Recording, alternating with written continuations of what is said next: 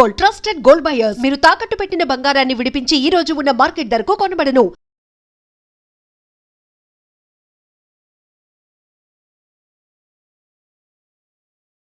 Prism club లో జరిగిన వివాదంతో గత కొన్ని రోజులుగా ఎక్కడ పెట్టినా కల్పికా గారి పేరే వినిపిస్తుంది. అయితే ఈ వివాదంలో మొత్తం తన హక్కు కోసం ఆమె పోరాటం చేస్తున్నారు.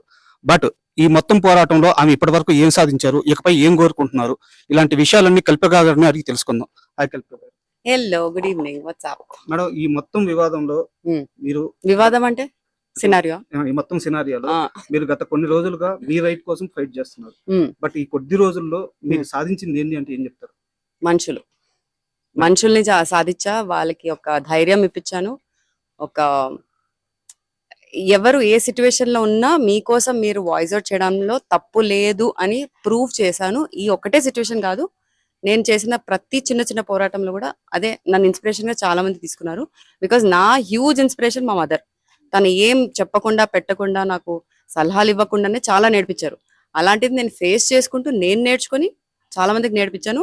అండ్ ఐఎమ్ వెరీ ప్రౌడ్, ఎందుకంటే 17 years నేను ఇండస్ట్రీలో డెడికేట్ చేసి ఇంత నేమ్ సంపాదించి ఇన్ని మంచి మంచి ప్రాజెక్ట్స్ చేసి చాలా ప్రోగ్రెసివ్ ఉమెన్ బేస్డ్ క్యారెక్టర్స్ చేసి నాకు ఆ ధైర్యం డబుల్ ట్రిపుల్ అయిపోయింది. Where I can voice out for things that is needed, at least for us. పక్కన వాళ్ళు పక్కన పెట్టండి, మన డిగ్నిటీ మన సెల్ఫ్ రెస్పెక్ట్ కోసం మనం మాట్లాడకపోతే పక్కనోడు వచ్చి ఎందుకు మాట్లాడతాడు, అంతే. అండ్ మామూలుగా ఏంటంటే ఎక్కడైనా సరే ఒక ఫుడ్ సర్వ్ చేసేటప్పుడు ఏంటంటే ఆ ఫుడ్ పెట్టే విధానం చాలా బాగుండాలన్నమాట. ఈ మొత్తం వివాదం రేజ్ అవడానికి కారణం కూడా మీరు ఏదైతే కాంప్లిమెంటరీ కేక్ అడిగారో ఆ కేక్ ఫైనల్ గా వాళ్ళు తెచ్చిచ్చినప్పుడు ఇచ్చే విధానంలోనే తేడా ఉండడం వల్ల వాళ్ళు అలా ముందుకు విసిరేయడం వల్ల అక్కడ మీరు ట్రిగర్ అయ్యారు అన్నమాట. అక్కడ కూడా నేను ట్రిగర్ అవ్వలేదు. నేను ఏం చెప్పానంటే, నేను అడిగింది ఇంతే, మీరు ఇంత డిస్కషన్ చేసిన తర్వాత తీసుకొచ్చి ఇట్లా స్లైడ్ చేయడం కరెక్ట్ కాదు. ఒకవేళ చేసినా మీరు దాంట్లో ఏం వేసి తీసుకొచ్చారు నాకు తెలియదు. మీకు నా మీద ఉన్న కోపంతో మీరు ఏమైనా వేసి తీసుకుని రావచ్చు.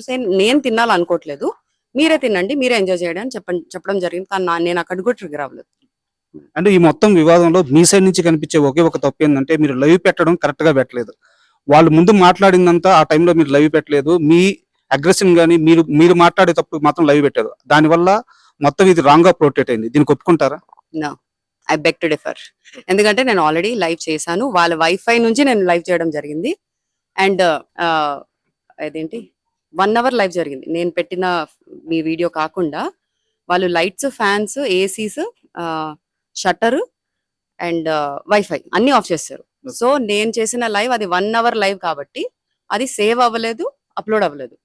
లేకపోతే అంత ముందు నుంచి ఎవరెవరు నాకు చూస్తున్నారో అందరికీ అసలు ఏం జరుగుతుందో అంతా తెలుసు. నేను ఎంత ప్లెజెంట్ గా మాట్లాడడం జరిగిందో కూడా 1.5 hour కన్నా ఎక్కువ నేను ఆల్మోస్ట్ పేషెంట్ గా ఉన్నా. దాని తర్వాత నాకు కోపం కూడా రాలే. పవర్ ఉండుంటే అందరినీ తాట తీసేదాన్ని అన్న ఫీలింగ్ లో తప్ప ఇంకా నా కోపం కూడా లేదు, స్ట్రెస్ కూడా అవ్వలేదు, నేను ఏం ఫీల్ కాలేదు. ఆ మొత్తం వివాదంలో బాగా ఆశ్చర్యపరిచిన అంశం ఏంటంటే మిమ్మల్ని డ్రగ్గిస్ట్ అని చెప్పేసి వాళ్ళు మాట్లాడడం జరిగింది.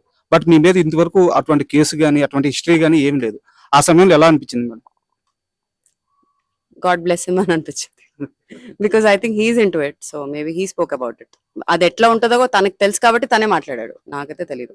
అంటే ఈ మధ్య కాలంలో బాడీ గార్డ్స్ ఎవరైతే బౌన్సర్స్, బాడీ గార్డ్స్ ఎవరైతే సెలబ్రిటీల కోసం వస్తున్నారో వాళ్ళ బిహేవియర్ వల్ల చాలా ఇష్యూలు జరుగుతున్నాయి.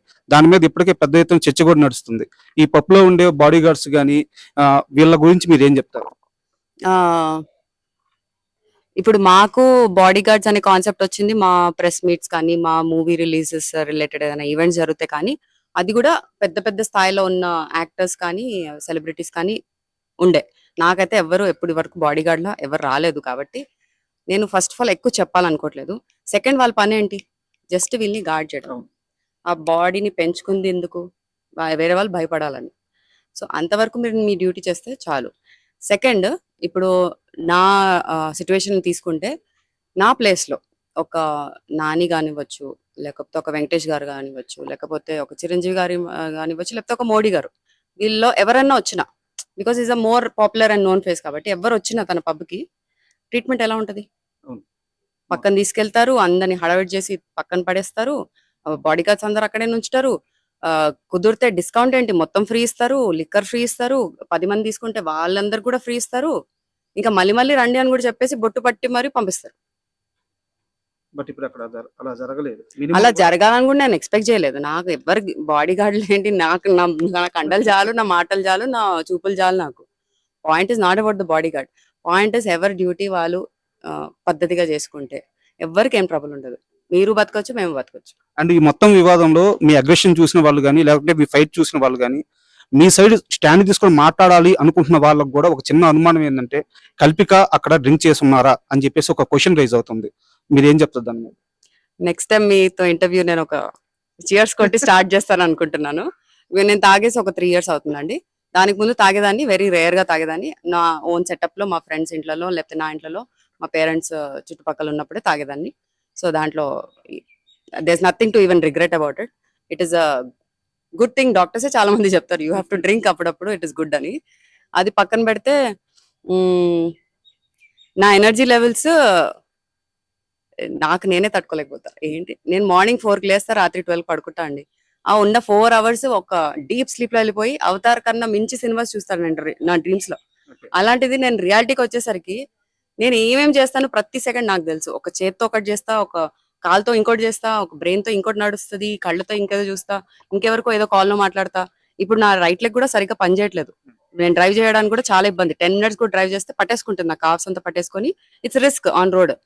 5 minutes లో లెఫ్ట్ లెగ్ తో నేను డ్రైవింగ్ నేర్చుకున్నానండి. నెక్స్ట్ నేను హ్యాండ్ తో డ్రైవింగ్ నేర్చుకుందాం అనుకుంటున్నా. రైట్ హ్యాండ్ అయ్యాక లెఫ్ట్ హ్యాండ్. సో ఇంత క్రియేటివిటీ నాలో ఉన్నప్పుడు నేను ఈ బయట ప్రాపర్టీస్ కానీ, ఆల్కహాల్ కానీ, డ్రగ్ కానీ తీసుకోవాల్సిన అవసరం కూడా నాకు లేదు. ట్రై చేయాలంటే ట్రై చేస్తా. నేను అన్ని చేయడానికి నేను రెడీ. ఎందుకంటే ఇప్పటివరకు అన్ని ట్రై చేస్తా. ఒక డాన్స్ నుంచి, ఒక స్పోర్ట్స్ నుంచి, ఒక స్విమ్మింగ్ నుంచి, ఏం ఆడితే అది అన్ని నేను ట్రై చేశాను. కాబట్టి ఇది ట్రై చేయడంలో నాకేం తప్పు అనిపించట్లేదు. ఒకప్పుడు నాకు ఒక ఫిల్మ్ ఆఫర్ వచ్చింది, సీతా ఆన్ ద రోడ్ అని. దాంట్లో స్మోకింగ్ హ్యాబిట్ ఉందని చెప్పి నేను మూవీ నో అని చెప్పడం కూడా జరిగింది. ఎందుకంటే నాకు మా డాడీకి చిన్నప్పటి నుంచి స్మోకింగ్ మీద పెద్ద గొడవ ఇది. మా డాడీ ఒక చైన్ స్మోకర్ ఉండే. సో మీరు చేయండి కానీ ఇంటి నుంచి బయటికి వెళ్ళి చేయండి అని నా ఇది. నేనేమో నా ఆయన ఇంట్లోనే చేస్తా అన్నారు. సో ఇప్పుడు ఆటోమేటిక్లీ హీ స్టాప్ స్మోకింగ్. అది వేరే విషయం. నేనేమంటున్నానంటే నేను నిజంగా ఇన్ఫ్లుయెన్స్ అవ్వాలంటే నేను ఇంట్లోంచే ఇన్ఫ్లుయెన్స్ అవ్వచ్చు. నేను అక్కడ కూడా ఇన్ఫ్లుయెన్స్ అవ్వాలి. మూవీ కూడా నేను నో చెప్పడం జరిగింది. కానీ ఆ క్యారెక్టర్ నాకు చాలా రెజొనేట్ అయ్యి నేను నాలాగా నేను బిహేవ్ చేయగలుగుతున్నాను కదా త్రూ సినిమా, త్రూ ఆర్ట్. అలాంటప్పుడు ఎందుకు చేయొద్దు అని 2 days తర్వాత మళ్ళీ నేను కాల్ బ్యాక్ చేసి ఐ విల్ ఫేక్ సిగరెట్, నేను ఫేక్ గా నేను తాగుతా, నేను ఖచ్చితంగా చేస్తా, నేను రాయల్ ఎన్ఫీల్డ్ నేర్చుకుంటాను. 20 minutes రాయల్ ఎన్ఫీల్డ్ నేర్చుకోవడం జరిగింది. So I'm up for challenges and experiment. మీరు ఒక గుండు తీసి మీరు ఒక క్యారెక్టర్ చేయండి, టక్కని చేసేస్తాను, నాకేం ప్రాబ్లం లేదు. అండ్ మీరు మూవీస్ గురించి చెప్పారు. గత 15 ఏళ్ళుగా 17 ఏళ్ళుగా మిమ్మల్ని చూస్తూనే ఉన్నాము. మీరు చేసే మూవీస్ కానీ అండ్ బయట సొసైటీ పరంగా మీరు చేసే సేవా కార్యక్రమాలు కానీ చాలా బాగుంటాయి. అండ్ ఈ మధ్య కాలంలో ఇంత బెట్టింగ్ యాప్స్ గురించి సోషల్ మీడియా ప్రమోటర్స్ చాలా మంది బెట్టింగ్ యాప్స్ ని ప్రమోట్ చేసి కూడా డబ్బులు సంపాదించారు. ఇలాంటి ఏ వివాదంలో కూడా కల్పిక గారు ఉండరు. కల్పిక గారు ఏంటంటే బయట సమాజంలో కొన్ని బాధ్యతలు నిర్వర్తిస్తారు, తనకు నచ్చిన సినిమాలు తీసుకుంటారు. బట్ బయటకు వెళ్ళలేక కొంతమంది మనుషులతో మాత్రమే ఆమెకు వివాదాలు వస్తున్నాయి. ప్రతిసారి ఇలాంటి వివాదం వస్తున్నప్పుడు ఇండస్ట్రీ తరపున పెద్దలు మీ సైడ్ ఎందుకు స్టాండ్ తీసుకోవట్లేదు? ఎందుకు స్టాండ్ తీసుకోవాలి? నేనేమైనా వెళ్ళి వాళ్ళని హెల్ప్ అడిగానా? వాళ్ళ వర్క్ వాళ్ళు చేసుకుంటున్నారు. నాకు నిజంగా వాళ్ళ సపోర్ట్ కావాలంటే నేను రేపు ఒక ఫిల్మ్ డైరెక్ట్ చేశాక, సార్ మీరు వచ్చి జస్ట్ ట్రైలర్ చూడండి సార్, లేకపోతే లాంచ్ కి రండి సార్, మీ 2 minutes టైం ఇవ్వండి సార్, అక్కడ సపోర్ట్ చేయండి అని అడుగుతా. That is a progressive way of asking support. నేను వాళ్ళేదో మిస్అండర్స్టాండ్ అయ్యి నా మీద వాళ్ళు ఏదో పగ పెట్టుకొని నాతో సీన్ క్రియేట్ చేసిన తర్వాత వాళ్ళ సపోర్ట్ నేను ఎందుకు అడగాలంటాను. నేను వాళ్ళ పనిలో వాళ్ళు ఉన్నారు. నాకు సపోర్ట్ కావాల్సిన టైంలో ఒక్కరు కాదు 100 మంది వస్తారు షేర్ఖాన్లు. సో అండ్ ఈ మొత్తం సినారియోలో మీరు ఫైట్ చేసింది ఏంటంటే మీ హక్కు కోసం ఫైట్ చేస్తే, ఇక్కడ ఒక లేడీ డ్రెస్సింగ్ గురించి కానీ, ఒక లేడీ ఏ టైంకి బయటికి వెళ్ళాలి, ఏ టైంకి వెళ్ళకూడదు, ఇలాంటి కామెంట్స్ అన్ని వినిపిస్తున్నాయి. ఈ కామెంట్స్ విన్నప్పుడు మీకు ఎలా అనిపిస్తుంది? ఫస్ట్ ఆఫ్ ఆల్ మనకి సాఫ్ట్వేర్ కల్చర్ స్టార్ట్ అయినప్పటి నుంచి మనకి నైట్ షిఫ్ట్ అనేది అందరికీ తెలిసిందే, తెలియంది ఏం లేదు. దాంతో పాటు చాలా మందికి జాబ్ ఆపర్చునిటీస్ పెరగడం జరిగింది. ఎస్పెషలీ ఉమెన్ బయటికి వచ్చి జాబ్స్ తీసుకోవడము, ఇంట్లో పోరాడైనా తీసుకోవడం జరుగుతుంది.